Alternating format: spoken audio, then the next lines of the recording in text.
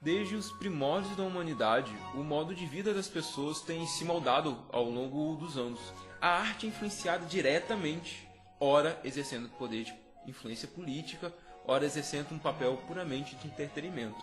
Ao pensarmos um instante sobre a utilização da arte, nos deparamos em uma tamanha complexidade e quando compartimentarmos essas características, a gente pode separá-los em período. A separação em período não significa necessariamente o início ou o término dele. Na verdade, iremos ver que a forma de fazer arte coexistiram simultaneamente, podendo até transcender o tempo ou ser reformulado. Meu nome é Paulo Daniel, sou professor, violoncelista, sou graduado em licenciatura em música e esse vídeo tem por objetivo falar sobre a utilização da música desde o período barroco até a construção da música atual. Isso pôde ocorrer devido à Lei de Incentivo à Cultura, Lei Aldir Blanc, através do Ministério da Cidadania, ao Governo Federal, pela Prefeitura Municipal de Alegre e quero agradecer também ao atual secretário e ao prefeito de Alegre. Então, bom, vamos pro vídeo.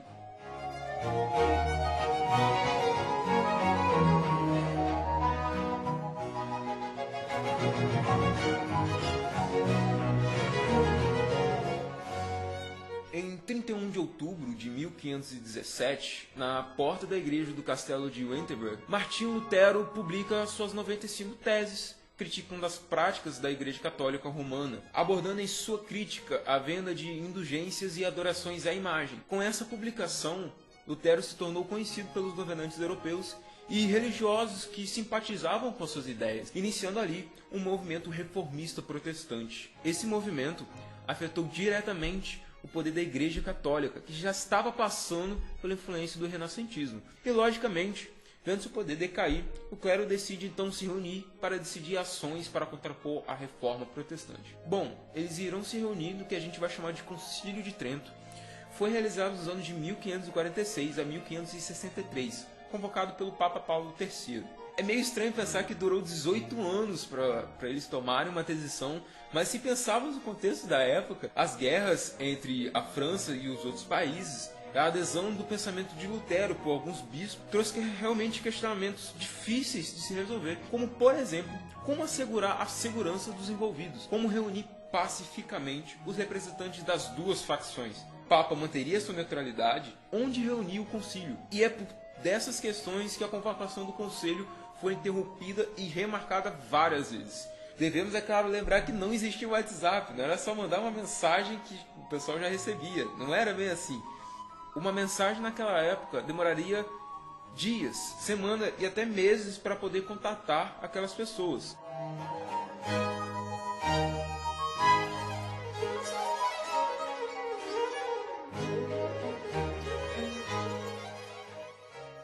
Podemos separar em 3 fases a realização do Concílio de Trento, utilizando as datas realizadas como referência. De acordo com Bessing, a primeira fase vai de 1545 a 1548. Os temas tratados foram a escritura, a tradição como fontes da revelação, o pecado original, a justificação, a doutrina, o sacramento em geral.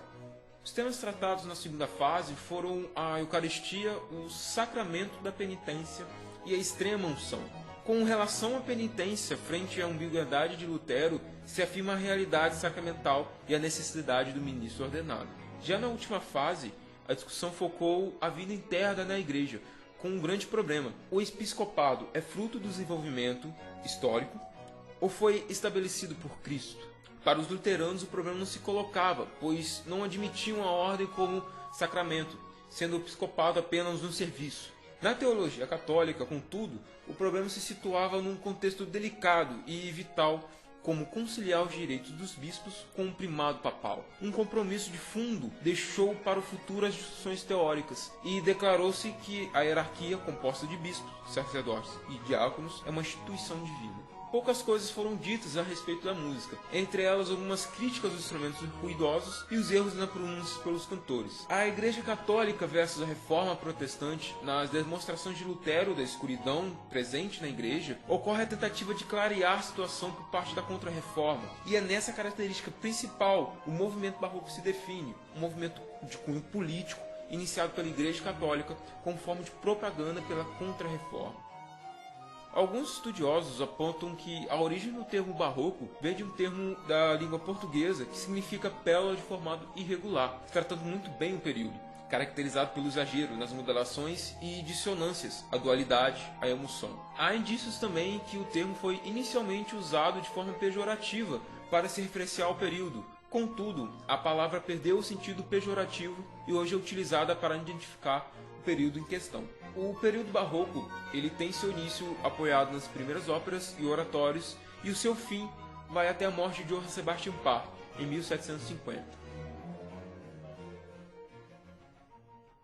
A Camerata Florentina era um grupo de humanistas, músicos, poetas e intelectuais de Florença do final do Renascimento, que se reuniam sob o patrocínio do Conde Giovanni para discutir e orientar as tendências da arte, especialmente a música e o teatro. Em referência à música, eles basearam seus ideais em uma percepção de drama musical clássico, especialmente o grego antigo, que valorizava o discurso e a oração. Ao perceber os efeitos que os gregos obtinham ao utilizar a monodia, que consistia em um solo cantado acompanhado por uma quitara, afetava mais a área da emoção, eles rejeitaram o uso da polifonia e a música instrumental de seus contemporâneos e discutiram dispositivos musicais da Grécia Antiga.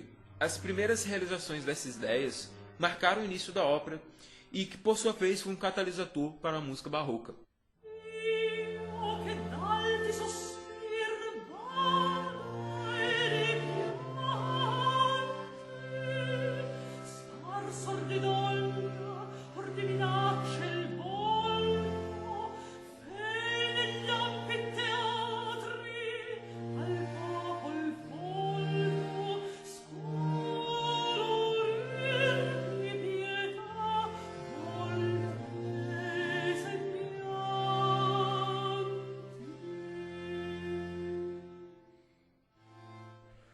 As obras criadas até então tinham uma característica de composição muito marcante, a polifonia vocal. Escute um trechinho de um Magnum Mysterium composta por Giovanni Gabrieli, compositor do período renascentista.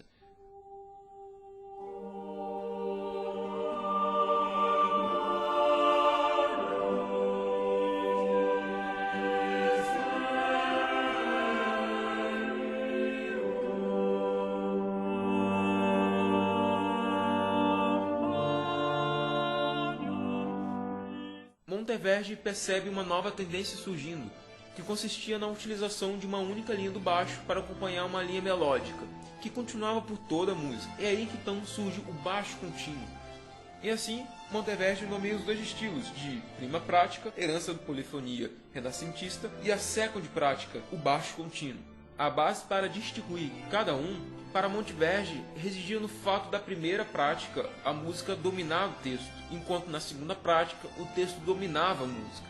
Daqui decorria que no novo estilo as regras poderiam ser modificadas e, em particular, que as dissonâncias podiam ser mais livremente utilizadas para adequar a música à expressão dos sentimentos do texto.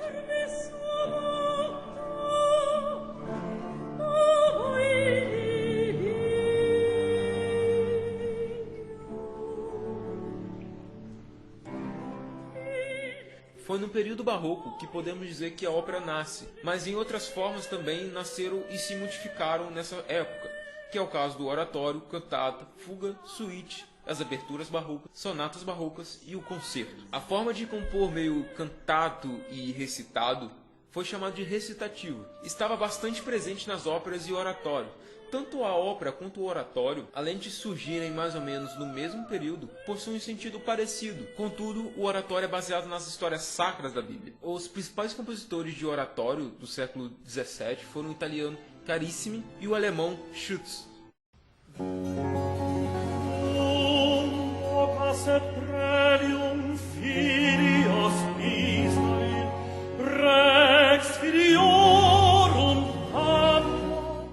Mas é claro, não podemos esquecer dos oratórios lindíssimos de Handel e Bach.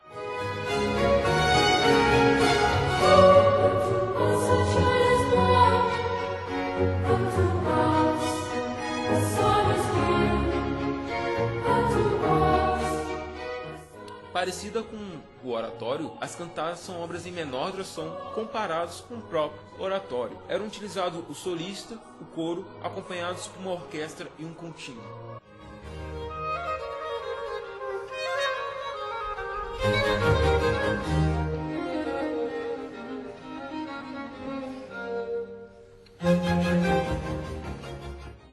como falar de fuga e não falar de bar. Um estilo imitativo.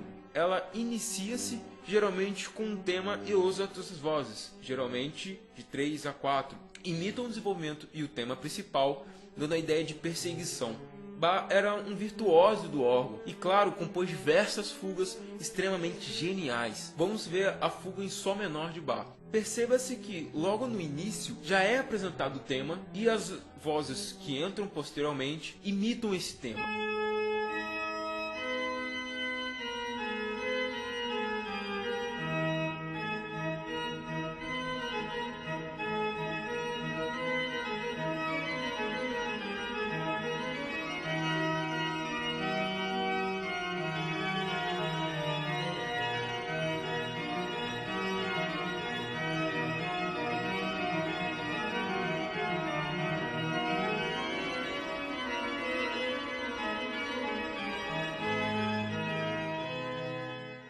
As suítes são basicamente um agrupamento de danças, podendo ser iniciados com um prelúdio. As danças mais utilizadas eram um alemande em um compasso 4x4, o Chorale francês em um compasso 6x4 ou 3x2, uma sarabanda espanhola com um ritmo valoroso, compasso ternário, e a giga, geralmente em tempos compostos.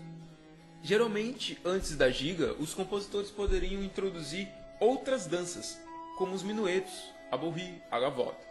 As sonatas barrocas, ou também conhecido como trio sonata, eram geralmente destinados para 3 vozes, mas podendo ser executado por até 4 intérpretes. Existem 2 tipos de sonata barroca: a sonata de câmara, geralmente para salas pequenas, e a sonata chiesa, para a igreja. A forma era praticamente uma suíte, um movimento lento, rápido. Os principais compositores barrocos de sonata incluem Purcell, Corelli, Bach e Handel.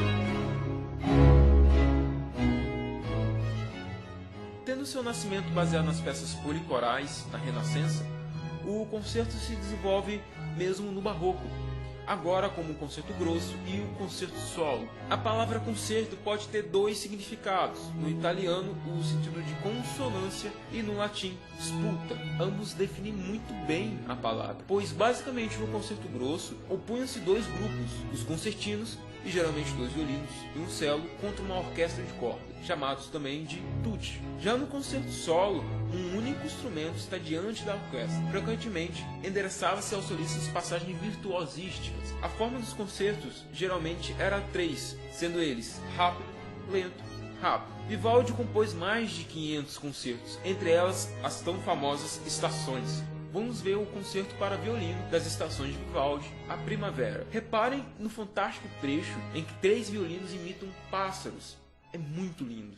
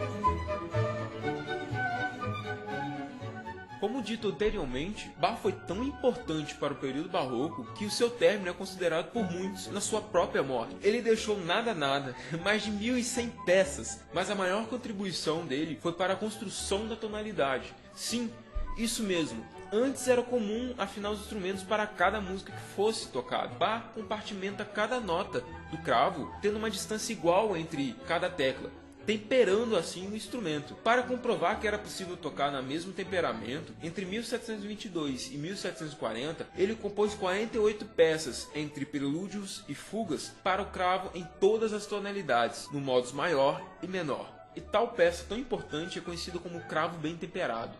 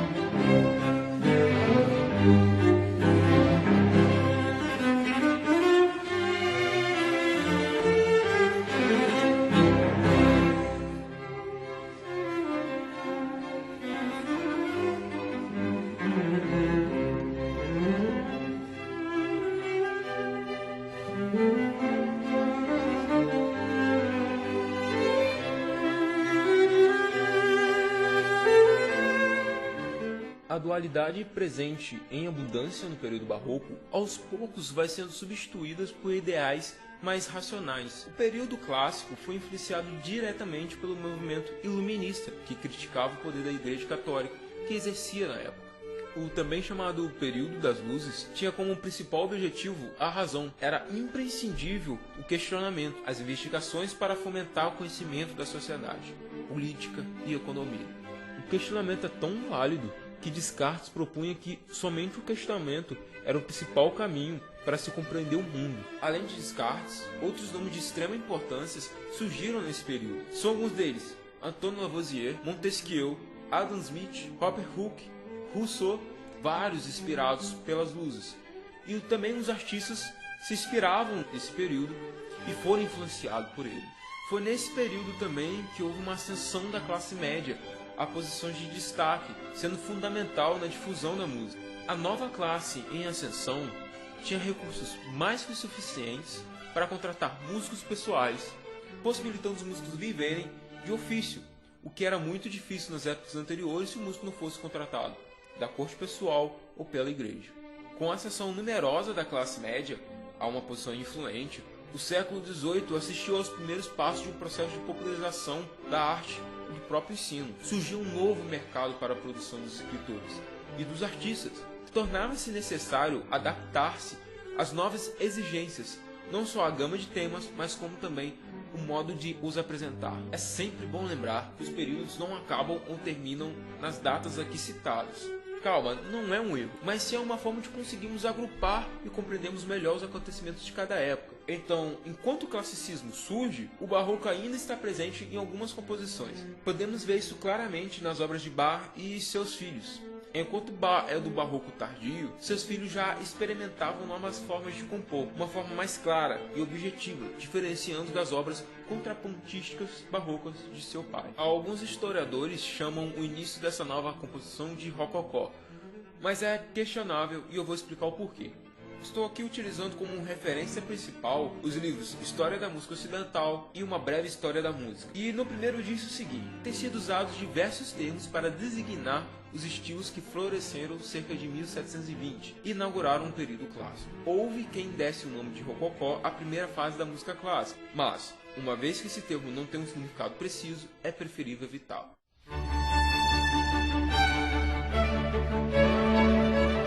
O estilo da primeira fase, o galante, foi amplamente usado para designar o estilo palaciano na literatura. surgido nos títulos das obras, onde evocava uma certa elegância. A palavra em si é um termo genérico para tudo que se fosse moderno ou chique. Seria o atual gourmet nosso. Inicialmente, o estilo tinha como objetivo agradar ao ouvinte. Uma crítica ao estilo galante é a falta de profundidade que às vezes ele apresenta em algumas obras. Mas com as composições de Carl Philipp Emanuel Bach, Johann Christian Bach, Haydn e Mozart, define de fato o estilo. Caracterizava-se por uma ênfase na melodia, composta de motivos breves, que se repetiam muitas vezes e se organizavam em frases de 2 a 3 ou a 4 compassos, as quais, por sua vez, se combinavam em períodos mais longos com o acompanhamento ligeiro de uma harmonia simples que se interrompia em cadências frequentes.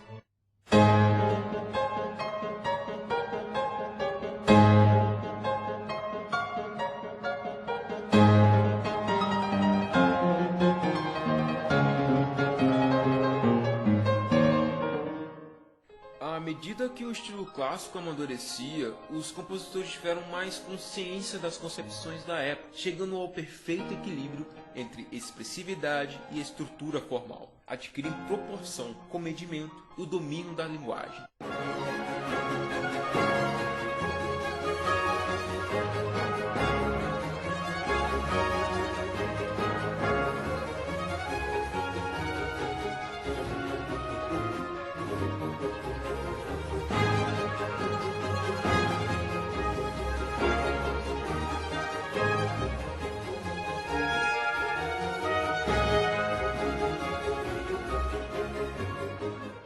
Alguns autores do período clássico criticavam os compositores do período passado por utilizarem muito artifícios musicais e que esqueciam de agradar e comover o ouvinte. Como vimos anteriormente, o barroco frequentemente utilizava ritmos energéticos, melodias extensas e fluentes com muitos ornamentos. Um período caracterizado pelo exagero e contradição. Já a música clássica deve buscar o outro e não forçar a compreender sua estrutura. Deve ser cativante, com sons agradáveis, estrutura racional, comovente, por imitar sentimentos, mas não muito surpreendente, e ainda menos constrangedor por complexidade excessiva. A música, como a arte de cativar por sucessão e combinações agradáveis, deve evitar a complexidade contrapontísticas que apenas alguns poucos irão apreciar. O baixo contínuo, tão popular no período barroco, aos poucos vai sendo substituído pelo baixo albertino. Esse processo consiste em quebrar cada um dos acordes subjacentes num padrão simples de notas breves que, incessantemente repetido, cria uma ondulação discreta com pano de fundo, pondo em evidência a melodia.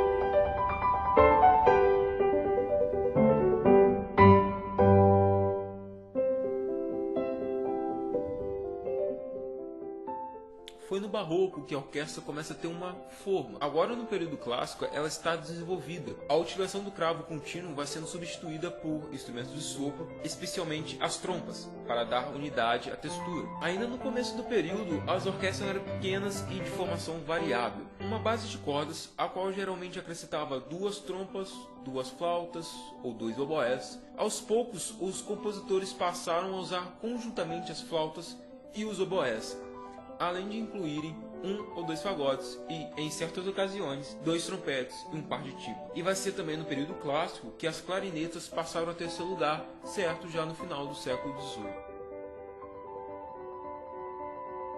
Pela primeira vez, as obras para instrumentos passaram a ser mais importantes que as obras para voz. Inventado na Itália em 1698 por Bartolomeu, o então chamado de piano forte utilizava um sistema de martelos para soar as cordas, enquanto o cravo utilizava uma espécie de paletas para tocar cada corda.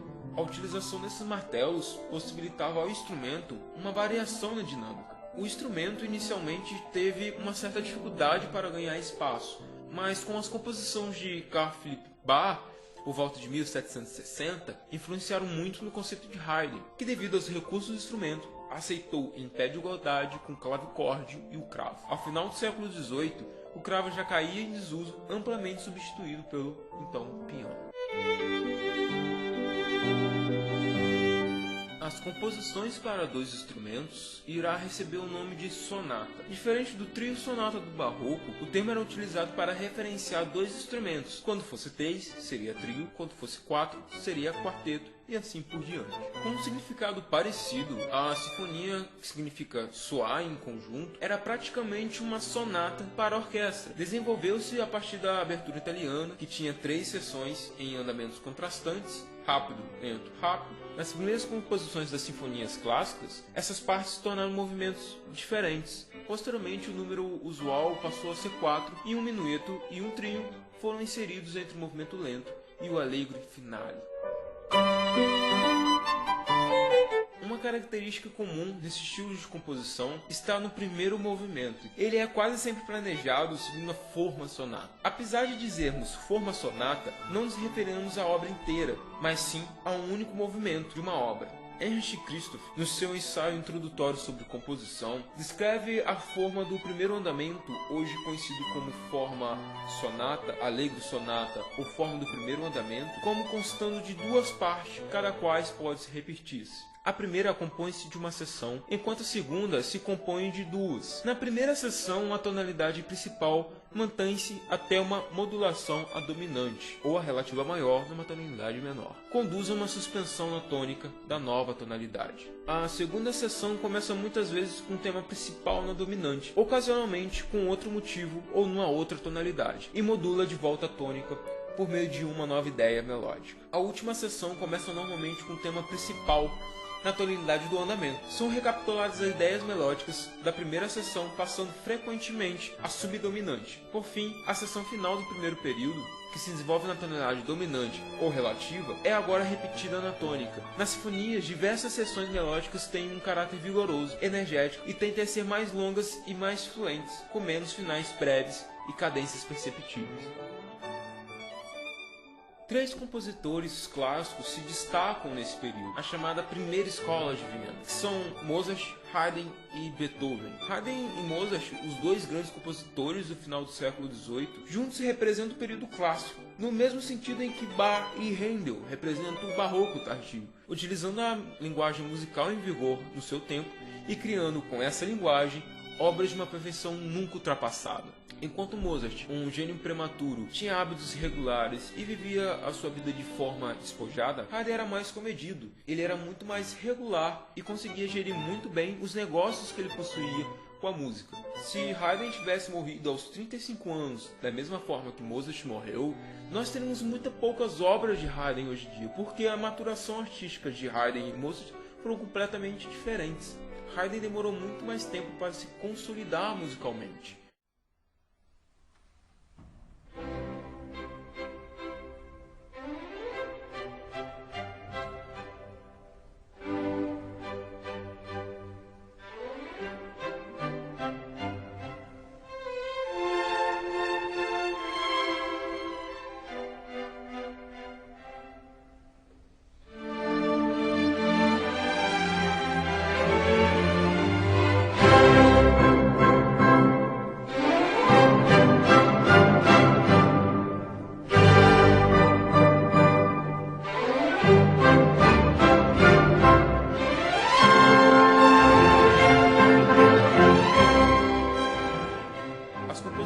Beethoven vai ser muito importante para 2 períodos, o final do clássico e o começo do romântico.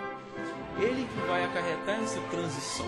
Ao compararmos as obras de Beethoven com Haydn e Mozart, temos uma diferença muito grande na questão de quantidade de obras compostas. Beethoven compôs em toda a sua obra, incluiu 9 sinfonias, 11 aberturas, músicas de cena para peças de teatro, um concerto para violino, 5 para piano, 18 quartetos para cordas, 9 trios com piano e outra música de câmara, 10 sonatas para violino e 5 para violoncelo, 30 grandes sonatas para piano e muitas séries de variações também para piano, uma oratória, uma ópera e 2 missas, além de áreas, canções e numerosas composições menores de vários gêneros.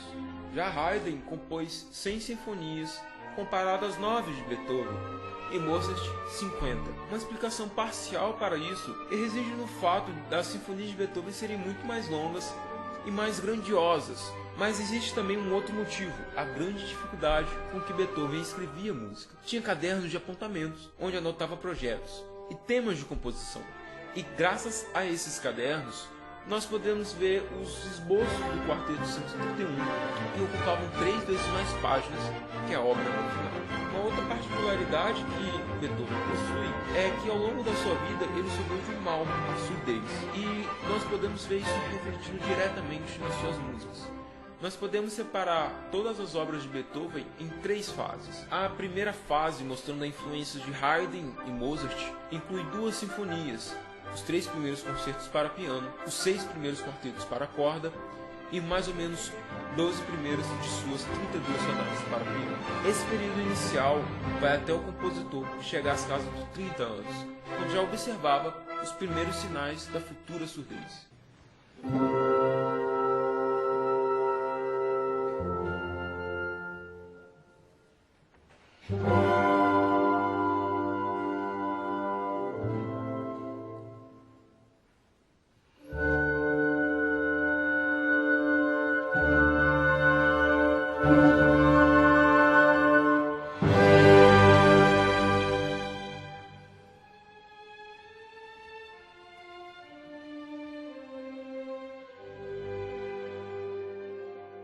A obra da segunda fase estão escrita em um estilo muito mais individual, mais pessoal, em maior escala e muito mais profundas em matéria de sentimento. A essa fase intermediária pertence da terceira à oitava sinfonias, o concerto para violino, os 3 quartetos para cordas, as 3 sonatas para piano, a famosa Sonata Luar, Waldstein e Appassionata, e ainda sua única ópera, Fidelio.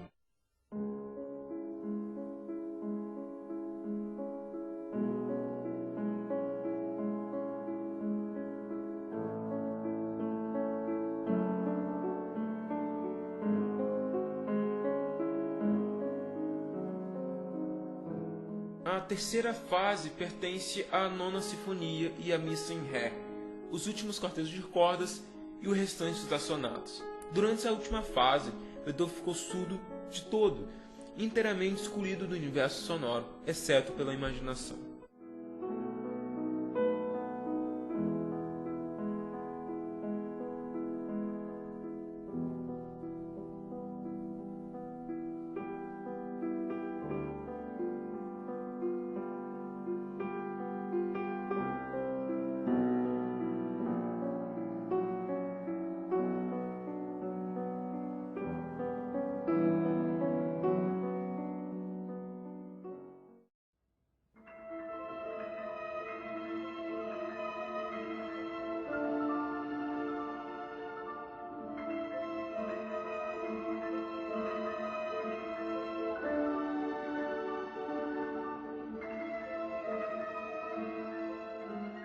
Quando falamos sobre os termos clássico e romântico, pode causar uma pequena dúvida sobre o significado de cada termo. Acontece que na maioria das vezes nós utilizamos esses termos de uma forma muito mais genérica, como, por exemplo, vou escutar música clássica, querendo falar que vai escutar músicas de Bach, de Strauss, de Debussy, ou que vou escutar aquela música mais romântica, querendo se referenciar, na verdade, aquele tipo de música que possui descrição ou contém relações amorosas.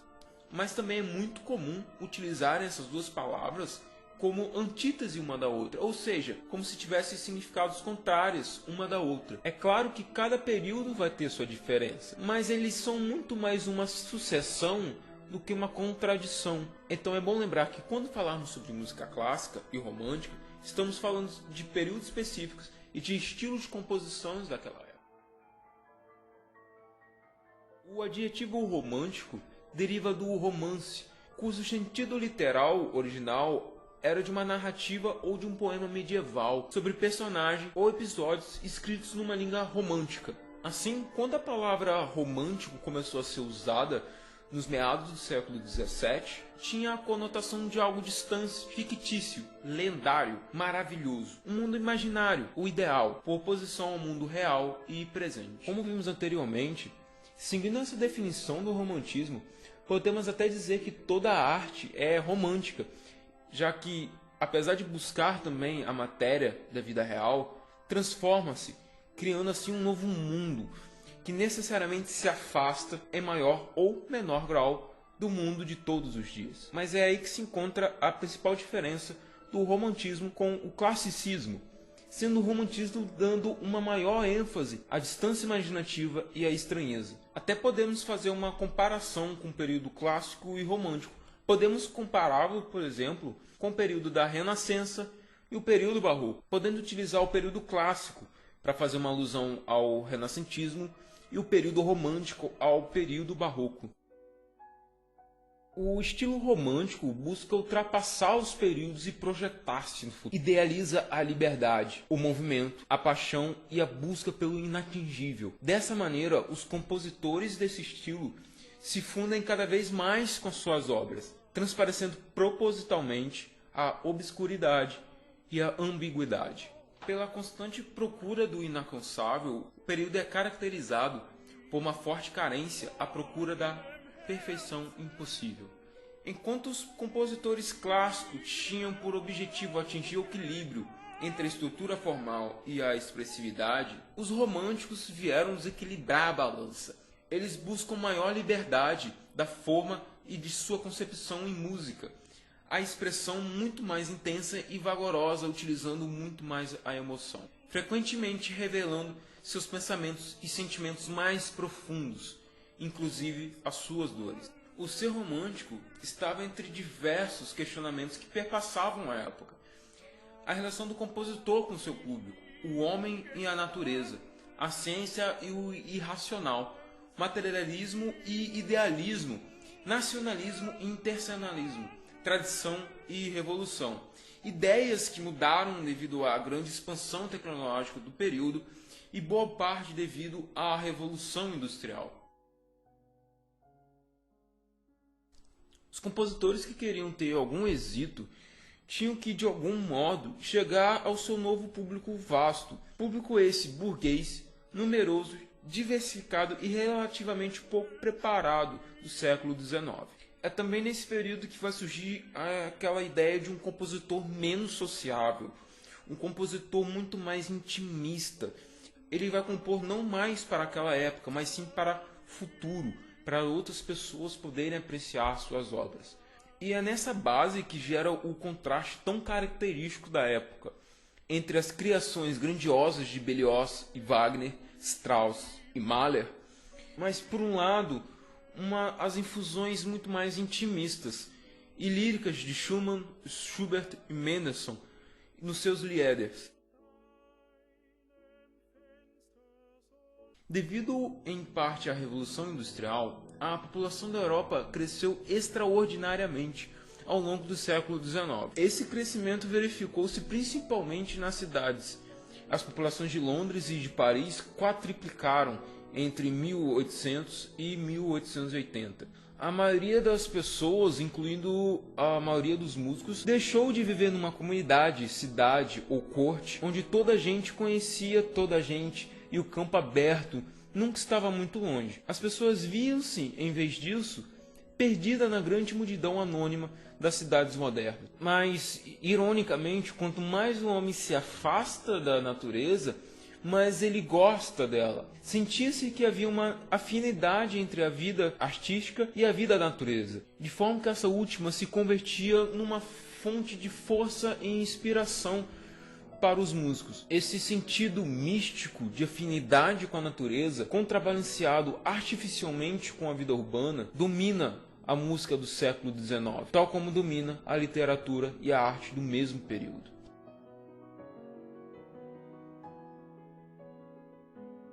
O século XIX assistiu a rápidos progressos no domínio do conhecimento exato e do método científico. Ao mesmo tempo, e como que por reação, a música desse período ultrapassou constantemente as fronteiras da racionalidade, aventurando-se no terreno do inconsciente e do sobrenatural.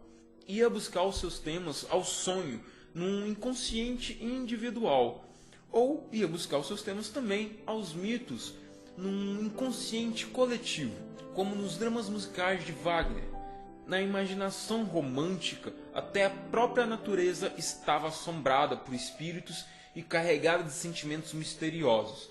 E o esforço para encontrar uma linguagem musical capaz de exprimir novas e estranhas ideias esteve na origem de um alargamento do vocabulário harmônico e melódico do colorido orquestral.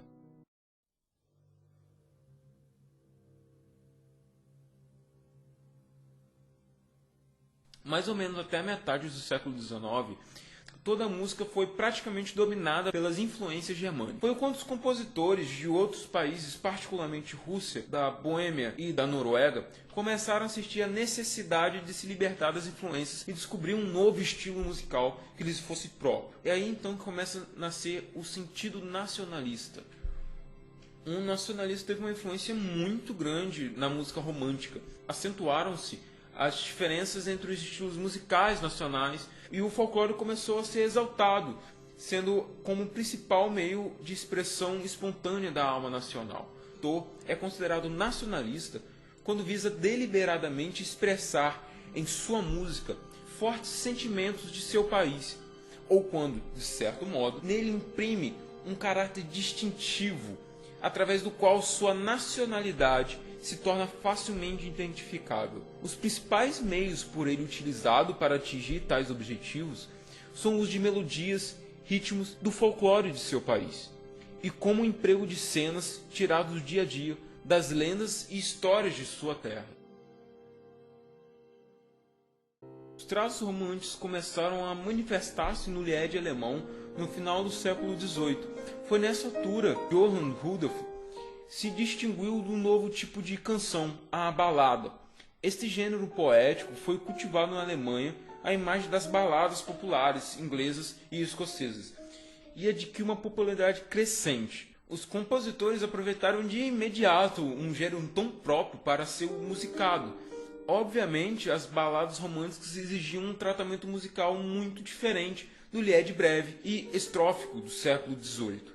As suas maiores dimensões requeriam uma variedade também maior de temas e texturas, o que, por seu turno, tornava necessário um meio de conferir a unidade ao conjunto. Além disso, os estados de espírito contrastantes e a evolução da história tinham de ser captados e sublinhados pela música. A influência da balada contribuiu, assim, para alargar a concepção do lied, que de forma, quer no âmbito e na força do conteúdo emotivo. O piano, que começa por ser um simples acompanhamento, passa a desempenhar um papel tão importante como a da voz, participando em igual grau na tarefa de apoiar, ilustrar e intensificar o sentido da poesia. No início do século XIX, o lied já se transformará numa forma digna das mais altas capacidades de qualquer compositor.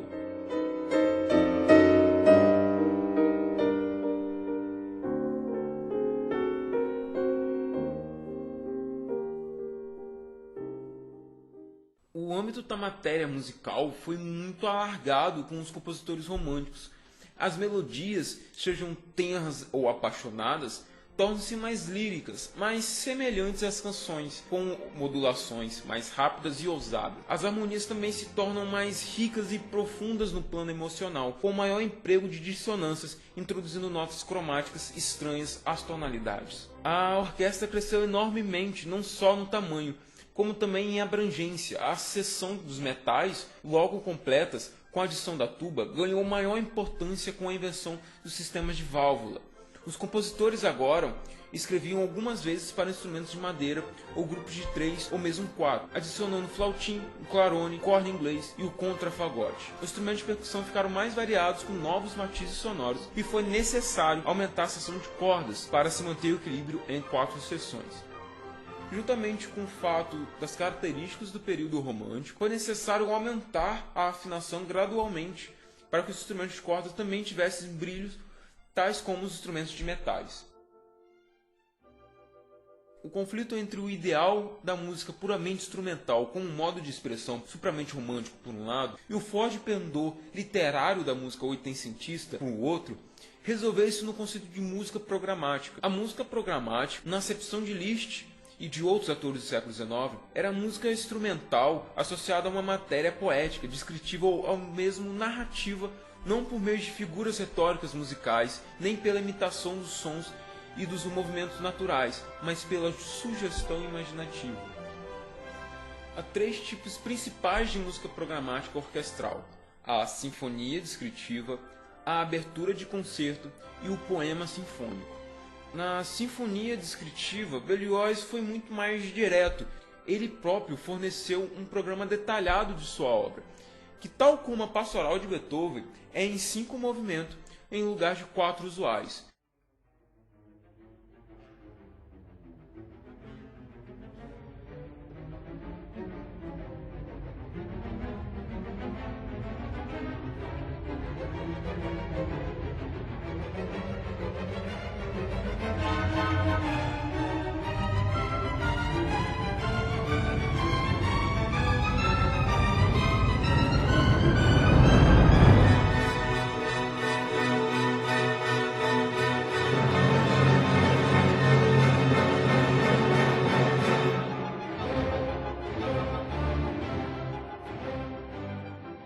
A abertura de concerto, evidentemente, é o nome de uma longa data empregado para designar a peça orquestral tocada no início de uma ópera. No entanto, a abertura de concerto do século XIX nada tinha a ver com a ópera. Era uma obra para orquestra em sentido descritivo, em um só movimento, e destinava simplesmente a ser uma peça de concerto. Nesse gênero são bem conhecidas as Grutas de Fingal de Mendelssohn, Carnaval de Dvorak, as aberturas de 1812 e Romeu e Julieta de Tchaikovsky.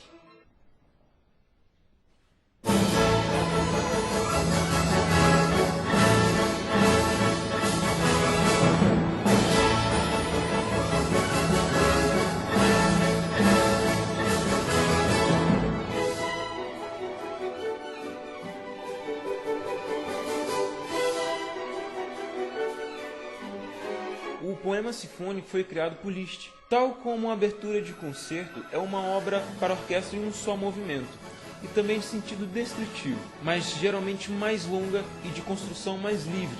A concepção de Liszt era de que, em um poema sinfônico, a música tiraria sua forma padrão de ideias ou de eventos que a engendravam. Para trazer unidade à música, ele usou o que chamava de transformação temática. Essa expressão pomposa significa que apenas o tema básico é recorrente em toda a peça, mas em contínua transformação de caráter e de espírito, de modo a corresponder com cada situação. Liszt compôs 13 poemas sinfônicos, e a ideia do poema sinfônico foi logo adotada por outros compositores como Saint-Cyr.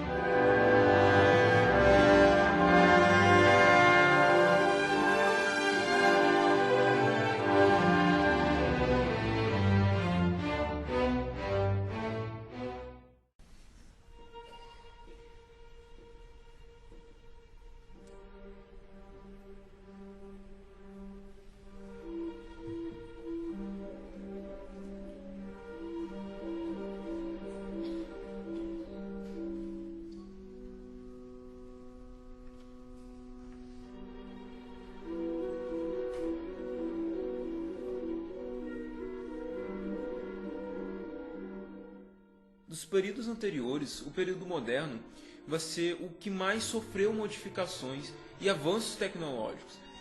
Vamos pensar num exemplo. se uma pessoa pudesse dormir do período renascentista ao período barroco, essa pessoa sentiria poucas diferenças no seu modo de viver. Da mesma forma que se ela dormisse do período barroco ao período clássico, ela sentiria algumas, mas não tantas, dificuldades ao viver no período clássico. Mas, quando a gente passa do período clássico para o romântico, uma pessoa teria muita dificuldade em viver no período romântico posterior. E eu digo, e se uma pessoa fosse capaz de dormir há 20 anos atrás e acordasse somente hoje, eu tenho quase certeza que ela teria uma dificuldade extremamente, se não quase impossível, dela se adequar à nossa sociedade moderna e tecnológica.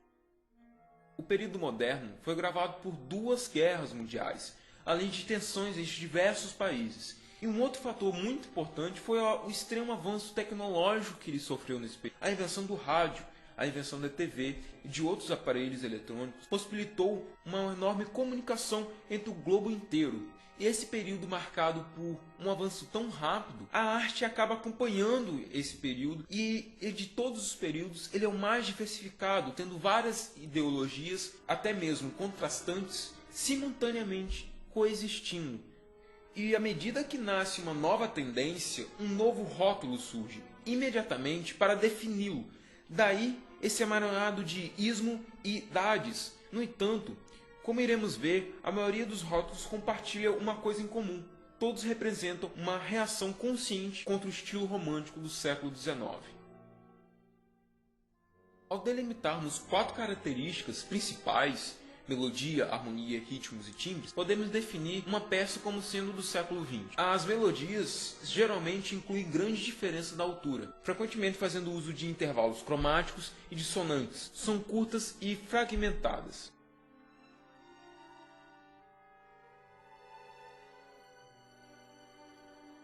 A harmonia pode apresentar dissonâncias radicais, podendo aparecer os clusters. São notas tocadas simultaneamente. Os ritmos podem ser vigorosos e dinâmicos, com um amplo emprego de sincopados, métricas inusitadas como compassos de 5 ou 7 tempos, mudanças de métrica correndo ao mesmo tempo, resultando em um contraponto rítmico, de artifícios de ostinato. Existe uma maior preocupação com os timbres, e leva uma inclusão de sons estranhos e intrigantes e exóticos, fortes contrastes, às vezes até explosivos, expansões de modo geral ao uso mais enfático da seção da percussão, sons desconhecidos tirados de instrumentos conhecidos, como instrumentos tocados em seus registros extremos, metais usados com surdinas e cordas produzindo novos efeitos. O compositor francês Pierre Boulez sugeriu que a música moderna começa com A Tarde do Fauno, de Debussy.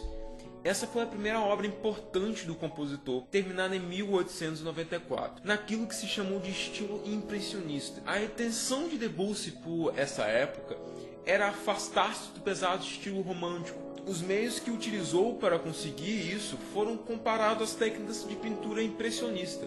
Do mesmo modo que os pintores lidavam com luzes e cores, Debussy trabalhava com harmonia e timbres instrumentais, usava os sons por seu efeito expressivo como cores e era confiante em seu instinto musical, do que obediente às regras da harmonia, de modo que os acordes dissonantes, frequentemente nona ou 13ª, se fundem em um ou outro, formando cadeias de acorde. Isso dá à sua música um efeito vago, imaginativo, fluido, que mais se acentua com o uso original que faz das escalas. As escalas modais pentatônicas ou os tons inteiros, marcado com suas obras, sugerindo mais que definindo.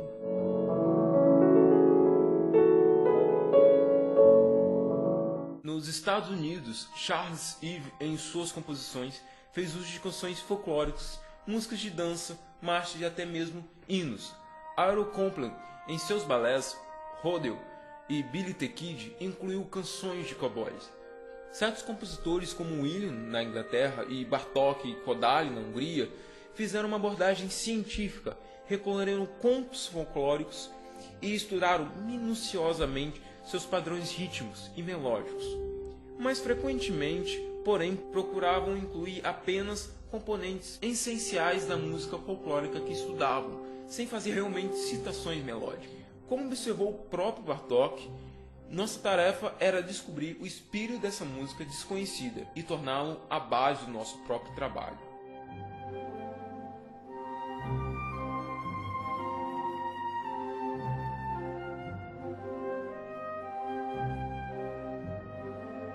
Vários componentes estilísticos da música do século XX podem ser atribuídos à influência do jazz norte-americano.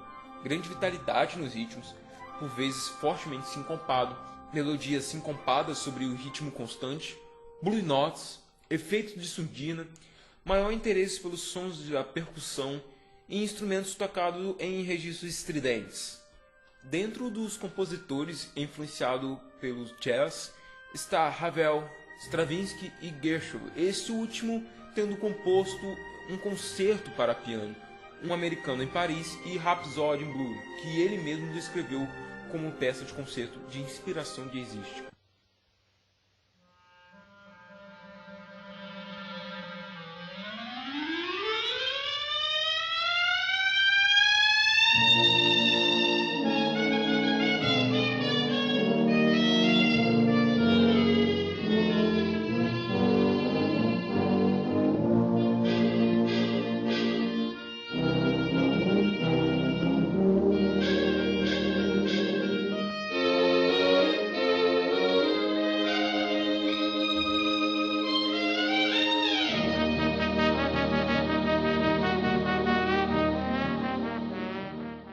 Quando falamos da tonalidade de uma peça, estamos falando do seu tom. Em uma música escrita em Dó maior, por exemplo, o ouvido se sentirá fortemente atraído pelo Dó, a nota tônica, a que tem maior peso dentro da determinada tonalidade.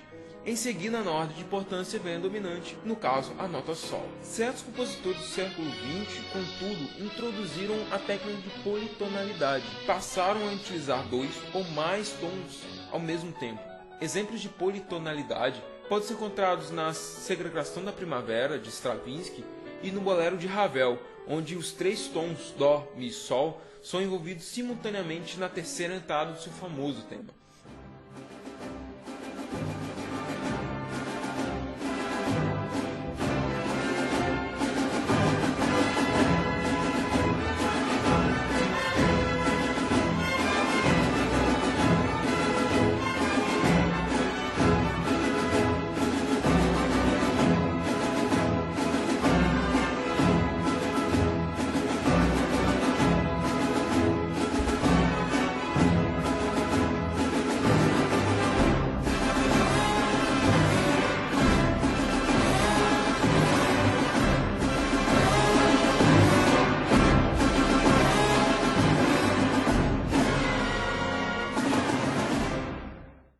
Tonalidade significa a ausência total de tonalidade. A música tonal evita qualquer tonalidade ou modo, fazendo uso livre de todas as 12 notas da escala cromática. Uma vez que se dá igual importância a todas as notas, deixa de haver qualquer força de atração convergindo para um único centro.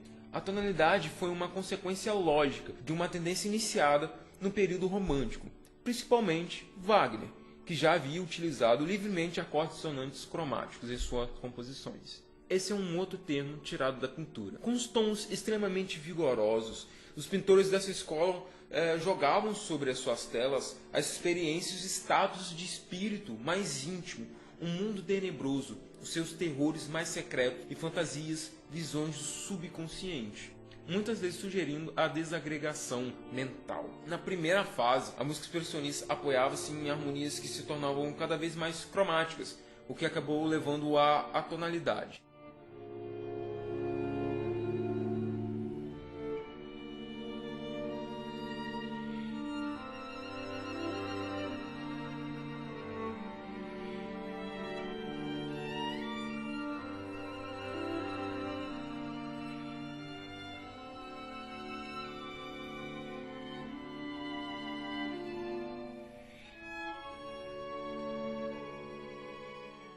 Weber consegue caracterizar muito bem o significado de pontilhismo, uma das vertentes do expressionismo.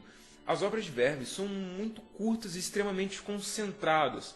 Todos os instrumentos são tratados como solista, quase sempre tocando notas isoladas, raramente mais que 3 ou 4 ao mesmo tempo. O resultado é um tecido sonoro que consiste em timbres instrumentais dardejando diminutas fagulhas luminosas. Essa técnica tem sido comparada com um dos pintores pontilhistas, que em vez de boas e largas pinceladas, jogavam sobre suas telas uma infinidade minúscula de fagulhas ou pontículos.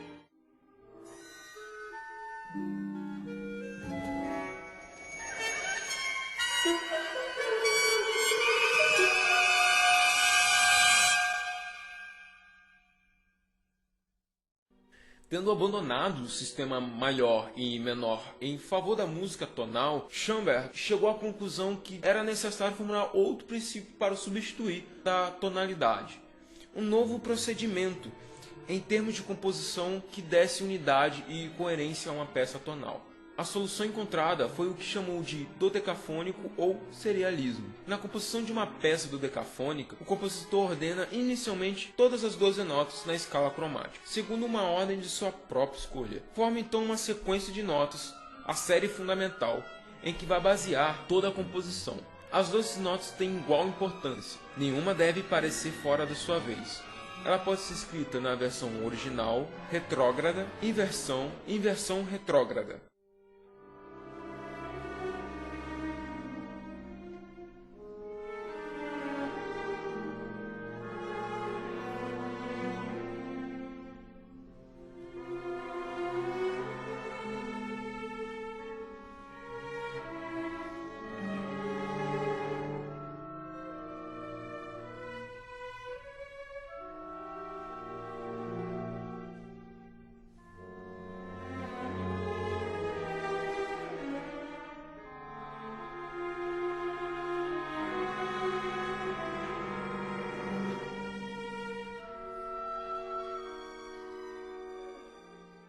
O neoclassicismo é um termo que descreve um estilo de música do século XX, caracterizado por uma forte reação do romantismo tardio. As texturas extremamente espessas e congestionadas, exigindo uma massa de executantes, foram substituídas por uma clareza de linhas e texturas características de uma música anterior ao período romântico. A expressão de emoções intensa era deliberadamente evitada. Contudo, mesmo os compositores neoclássicos, buscando suas inspirações nos períodos anteriores, eles ainda sentiam influências do período do século XX.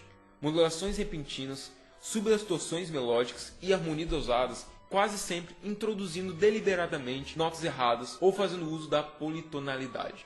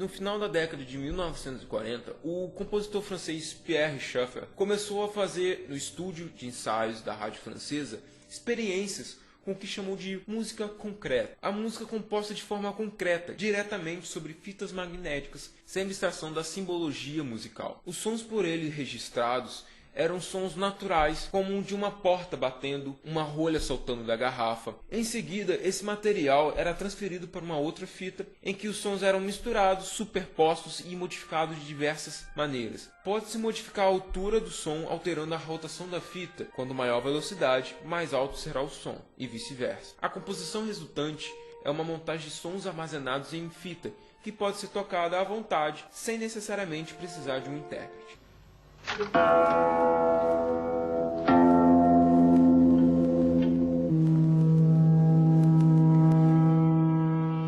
A música eletrônica originou-se na Alemanha na década de 1950 e incluiu todos os sons registrados por microfones e também aqueles produzidos por geradores eletrônicos de sons. O componente básico da produção sonora é o oscilador. Os sons produzidos podem tanto ser puros, sem a série harmônica ou sobretons, como impuros, dependendo da vontade do compositor. Outro tipo de sonoridade é o som branco, um ruído parecido com uma rajada, obtido pela soma de todas as frequências auditíveis.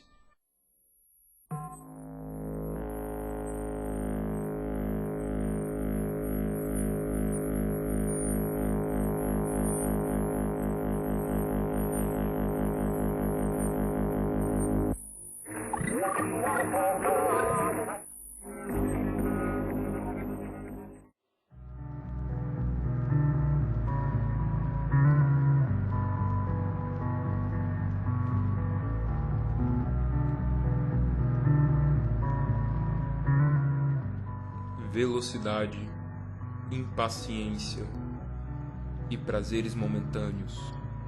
Ficamos horas olhando pessoas realizando os mesmos atos que repetem de outras pessoas. Consumimos o mesmo conteúdo incessantemente e, às vezes, obrigados. Atualmente, influenciar pessoas se tornou um trabalho. O problema é que as pessoas que ocupam esses cargos não possuem a noção de responsabilidade.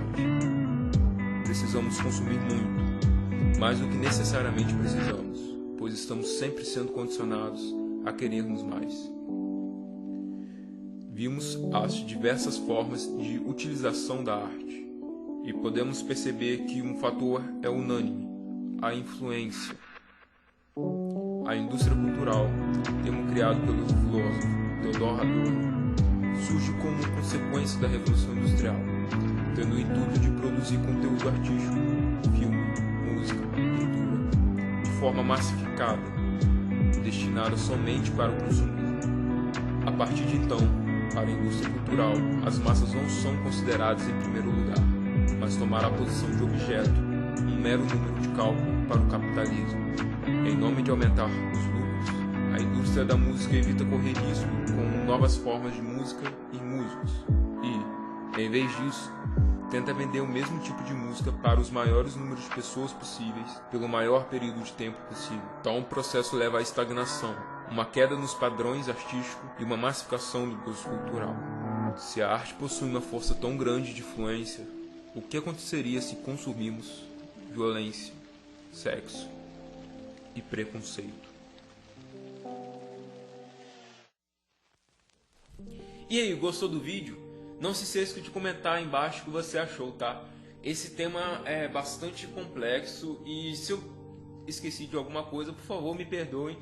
Mas comenta também embaixo caso vocês queiram acrescentar alguma coisa. Se você está assistindo até agora, não esqueça de curtir e se inscrever no meu canal. Isso ajuda muito a crescer. E muito obrigado.